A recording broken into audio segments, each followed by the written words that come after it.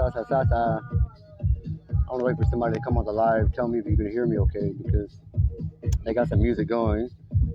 I don't want to get to talking if you guys can't hear me. Somebody come. Kuja, enjoy. I just learned this year that kuja is like a non-polite way of saying come. The polite way is to say enjoy. So I'm not really even sure when to say kuja anymore. When is it rude? When is it not? I don't know. See, Jewish. Hey, whoever's on the live, can you hear me okay? Can you just comment and tell me if you can hear okay? Perhaps Tapadali, whoever you are. On this phone, it doesn't show me who is there, so I don't know. Mic check.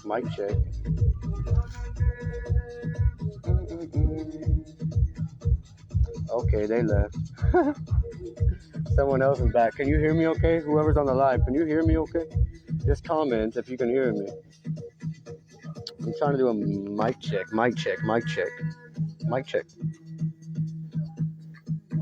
Nothing. Hakuna Sema.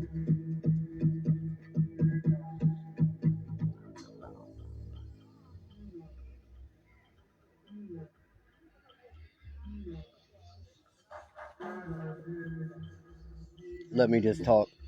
If it doesn't work out, it doesn't work out. What I was going to talk about today is something I learned in photography when I was in Kansas City. And you're going to find me referencing Kansas City a lot because that's where I branded myself.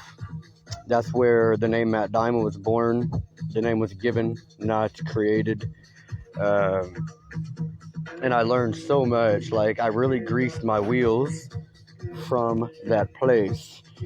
And in the beginning, when I was doing the photography, I was how do I say? I was never aggressive, but I was more proactive, and I would push on people more to meet me for shoots, to book shoots. Once I got good enough to book shoots, to pay me. And then one thing I learned along the way is the work speaks for itself. And if anybody, I don't know how it is in Kenya, but in America, anybody that's ever been to a car lot, when you meet a pushy salesman, sometimes their tactics work and they trick you into doing something you didn't really want to do. But also, their tactics run people away. You know that there's a problem. An example, I was out car shopping whenever I bought my Honda some years ago. And I know Hondas are good. I know they're good. Like, it's one of the best brands you can get. And the guy was trying to sell me some Hyundai, which is also good. But I know cars a bit, and I test drove the car, and it needed an alignment. It had been wrecked.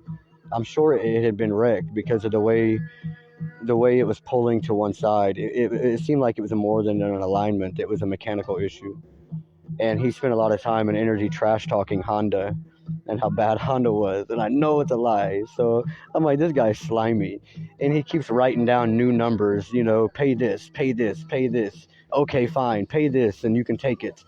And I finally said, bro, I'm tired. I'm going home to sleep. You're stressing me. I got to go. So I left and I went back to the Honda dealership and I bought the Honda. My point is, when you're too pushy, it scares people away. And it's happening in Coast. I just made a vlog on the DJI that I'll be putting out later. But there's an issue going on in Coast right now because it's a very tourism-driven location here in Kenya. And it's international, but it's also African. You get Nairobians here, Luos from Kisumu, Kikuyus from Mount Kenya, Nakuru, Kalenjins from the Rift Valley. Everyone comes here to visit, to do holiday, all that. And obviously, if you're naive, someone can trick you and push you into buying something. But whenever you're more seasoned, and if you've been around, especially been around in the Coast, then those tactics aren't going to work the same. And it's really just going to push away your customer base because, well, it's annoying, and in a lot of cases, what one person is trying to force you to buy, someone else has, like, just down the way, and that someone else might be much more relaxed about presenting their product and whatnot. So I just wanted to discuss in short about like marketing, and the main thing to know is your product and your service, whatever it is you're selling, it speaks for itself, and so does the word of mouth. But when you push and push and force, you can definitely lose your customer base. So you have to find like a healthy balance of how to present what you do versus letting people come to what you do. You can't you can't pick up the horse and carry it to the water and then also force it to drink. It has to go to the Maji itself, and it has to drink itself. So the best you can do is say, "Hey horse, there's Maji over there." Make sure people know what you have to offer. Make sure that they know about your product, your service, your arts, whatever it is. And if they want it, they will come. So just find a healthy balance in that. I'm not talking long today. This is just a little shorty. I'm hanging out here at Bahari Dow. Let me flip the camera. I don't know how well you can see everything, but it's fabulous. This place is fabulous. You'll see better on the vlog that I made on the DJI, but this is just from my table, and I'm a bit of distance away from the Maji.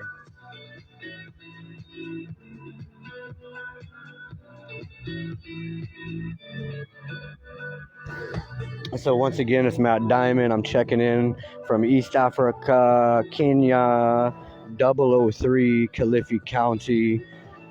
We just talked about marketing a little bit. Let the people come to you. You can't force the horse to drink. You can't force nobody to buy nothing from you. You just got to be dope, be good, make good things, do good things, and the word spreads, and people smell the goodness, and just like good food, they're gonna come. So take that to how you wish, do with it what you will, and let's pray to God that this Rona nonsense can chill out, because it is killing the Swahili coast.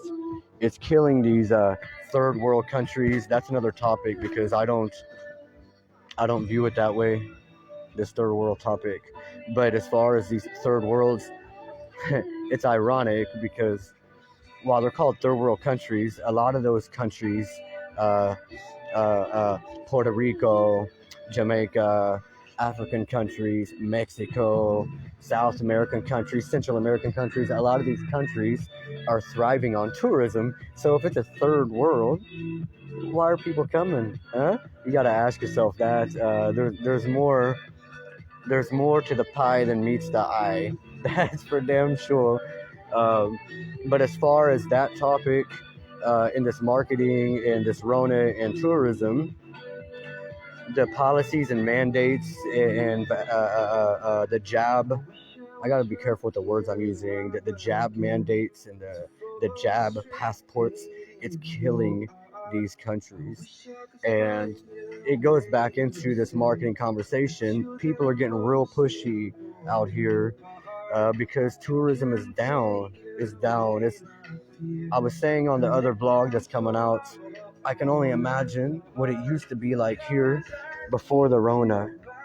Because I mean, there's mansions along this coast. There's beautiful hotels, beautiful pubs and clubs, and everything's become just so slow that people are really, really suffering to get the business that they used to make.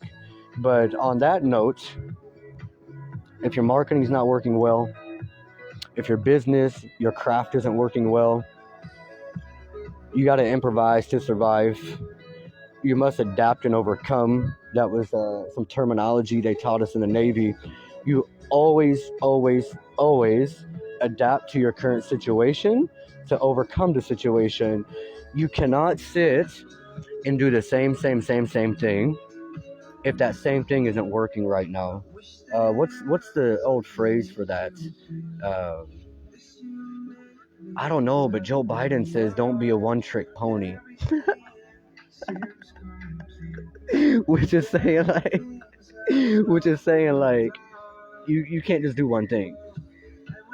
If you move to LA, you can't just do one thing. You got to do 5 things, 10 things. If you live in America, you can't just do one thing unless you do one corrupt thing that pays you very well. Yeah. So if you're doing business, market well. That's what I was talking about. If your marketing and your business isn't doing well, you got to improvise to survive. Um, if you got to switch up your whole business plan, do it. If you have to diversify your business and add new services or add new products, then do it. But don't just sit on your ass and wait for your one trick to start working, because the world's going to pass you by. Opportunities and cash is going to pass you by. Um, and it's just not going to end for you well. So do what you got to do, man. I really hope the best for everybody, because shit's really, really tricky out here. I'm not just saying in Kenya, I'm talking about in the world.